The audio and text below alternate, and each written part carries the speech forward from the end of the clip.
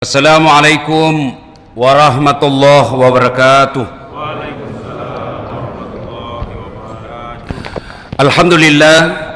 Alhamdulillahi rabbil alamin. Wabihi nasta'inu ala umurid dunya waddin.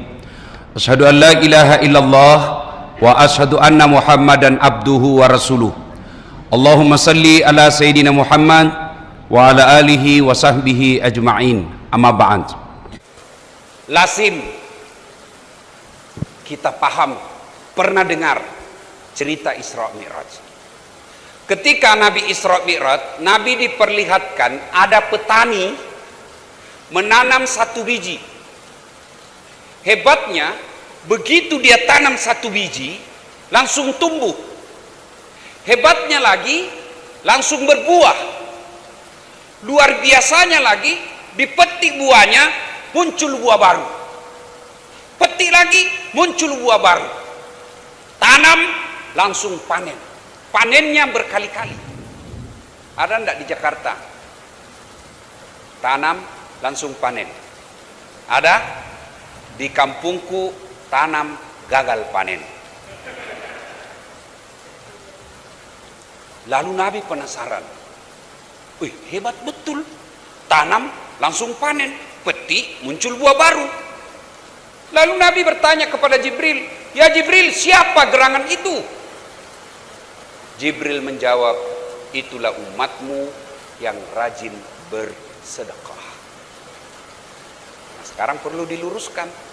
Biasanya kita yang ada di benak kita itu sedekah itu duit. Belum tentu.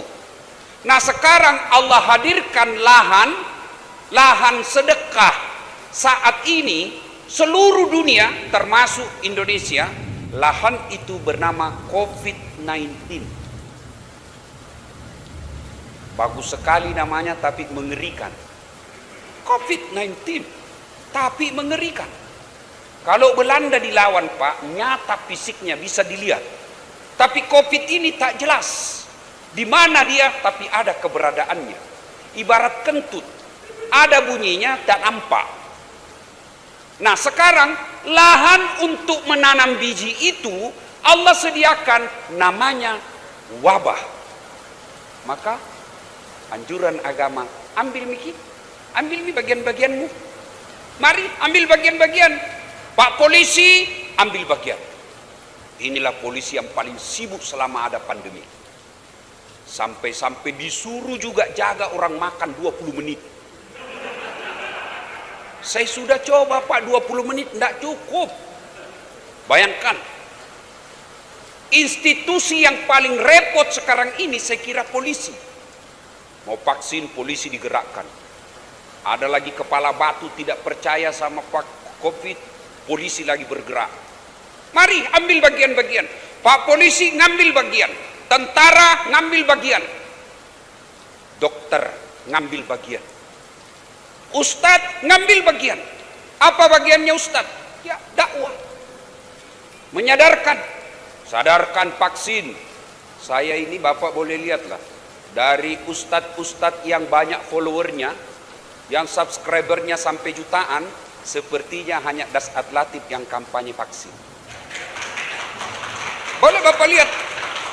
Saya dibully, dibilangi ustadz plat merah, dibilangi ustadz penjilat, diulangi ustadz terima bayaran.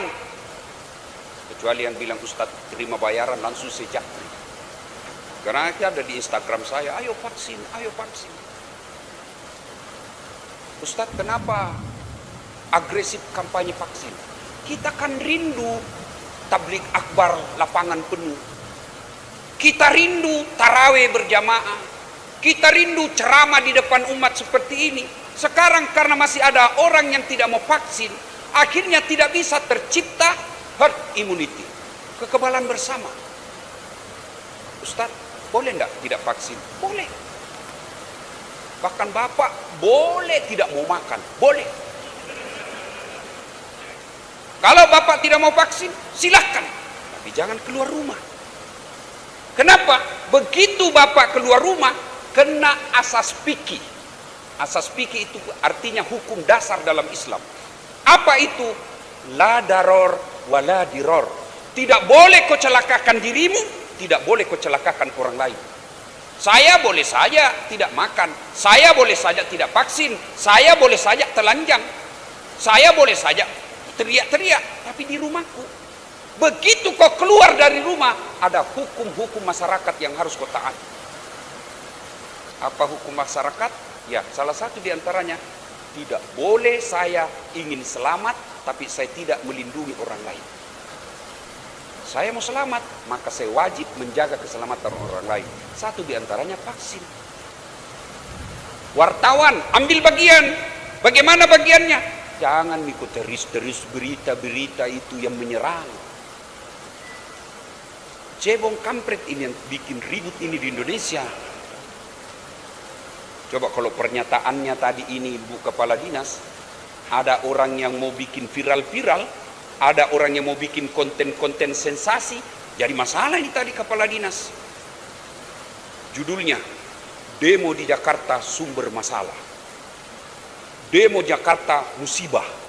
Itu. Padahal tidak didengar secara lengkap. Mari mengambil bagian-bagian dalam wabah ini. Yang lebih parah Pak, ada mengambil bagian dalam wabah ini, apa diambil? Keuntungan. Apa keuntungan dilarang dalam agama? Boleh kamu ambil untung, tapi untuk wabah jangan kau ambil keuntungan untuk wabah ini. Ini bencana kemanusiaan. Masa sih kamu tega jual obat yang tadinya cuma 40.000, kau jual menjadi 300.000? Masa sih yang tadinya masker hanya 25.000 tiba-tiba menjadi 500.000? Kamu dapat untung, tapi demi Allah untungmu tidak berkah. Apa yang dimaksud tidak berkah? Anakmu narkoba. 3 anaknya, 1 pengedar, 1 pengisap, 1 kawin lari di bawah bandar. Cidak kok, kata orang Bugis. Si mau kok. Banyak duitmu, tapi apa? Tidak berkah. Banyak duitnya, tabungannya dari keuntungan jual obat dapat untung 7 miliar, tapi apa yang dia dapat tidak berkah, dilarang makan nasi.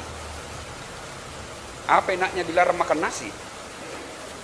Ada kan orang berhadapan meja makan, apa dia pikir? Asam urat, kolesterol, ginjal, lemak, dilarang makan nasi, dilarang makan garam, dilarang makan gula, dilarang makan daging, dilarang makan lemak. Semua dilarang. Apa aja bisa dimakan? Ubi rebus. Duitnya 7 miliar, ubi rebus saja dimakan. Itu kalau sudah tidak berkah penghasilan. Mobilnya harga 2 miliar, tapi tidak pernah dinikmati mobilnya.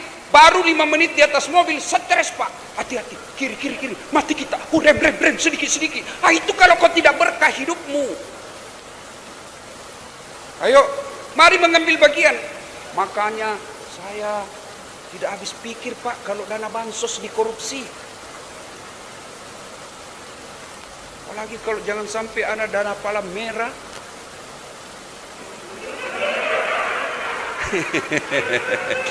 Jangan sampai Pak. Ya kalau dana-dana proyek pembangunan jembatan Pak, itu tidak bersentuhan langsung dengan kemanusiaan. Tapi kalau dana merah, waduh, hati-hati bos, na blender kau nanti malaikat. Yang ketawa serius orang ini, hati-hati. Tapi kan bukan di sini, bukan. Ibu bapak saudara-saudara sekalian, mari mengambil bagian-bagian itu. Wartawan, beritakan yang baik. Ulama, dakwah-dakwah yang menyejukkan.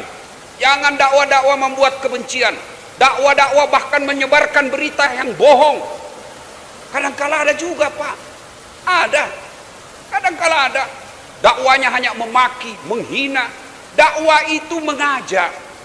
Kalau ada orang yang dakwanya menyakiti, mulutnya tidak pernah disenangi orang pendengarnya, belajar deh kembali sejarahnya Rasulullah. Mana pernah ada Rasulullah mendengar orang dengar kata-kata beliau jengkel. Bahkan Rasulullah kalau berdakwah diludahi, malah dibalas, dikunjungi itu orang.